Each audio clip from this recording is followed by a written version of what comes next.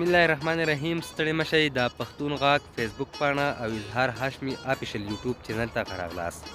قدرمن اورېدونکو، څنګه چې تاسو ته پته ده، زموږ همیشه دغه کوشش وي، دغه هڅه وي چې کلیوال رنګونه او خوندونه او د وطن ټول ښایستونه په خپله شیشه باندې خوندي کړو. نو د دغه شان یو ځل بیا راغلی وو. دا مهال په شموزو سوات پیرنګ کې موجود یم او د غره سر ته راختلي وم. ماشاءالله ډېر ښایسته نظارې دي، ډېر ښایسته لوکیشن دی.